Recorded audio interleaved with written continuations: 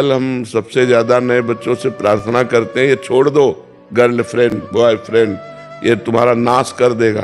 तुम्हें न गृहस्थी लायक रहेगा और न हमारे भारत की उन्नति करने के लायक रह जाओगे, किसी प्रकार भारतीय सेवा के लायक नहीं रह जाओगे। बहुत गंदी आदत ये बच्चे और बच्चियों में फंसती जा रही है। हमारी बात मान लो, जब तक ब्याह न हो तब तक ब्रह्मचारी रहना और घबराने की कोई ज़रूरत नहीं है। हम डरें क्यों? जब हमने पढ़ाई पढ़ी है उसी के अंतर्गत प्रश्न आता है।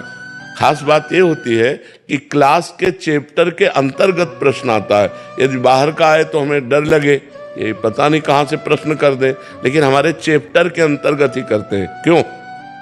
आज तक तो हमने यही देखा है कि अगर 9th क्लास है, 10th क्लास है या 11 है या 12 है, तो उसमें उसी क्लास के अंतर्गत के प्रश्न होंगे, ना कि बाहर के होंगे। तो हमें डरना क्यों है? हमें डट के पढ़ाई करनी चाहिए और उत्तर देना चाहिए और आगे बढ़ना चाहिए। हमें डर नहीं। ये जो निगेटिव सोच है ये सबसे ज़्यादा कमज़ोर कर देती है। परीक्षा आई नहीं है, हम पहले से, और कहीं अगर हम मान लो दुर्भाग्यवश हम फेल हो गए तो फिर बच्चे, ऐसे बच्चे जो निगेटिव सोच ज़्यादा रखते, वो इतना घबरा जाते हैं कि सोचने लगते हैं कि उनके मित्र पास हो गए, माता पिता टॉर्चर कर रहे हैं, यार हमने इतना रुपया लगाया तुम फेल कैसे हो गए, और मित्र लोग उपहास कर रहे हैं, अब क्या करें।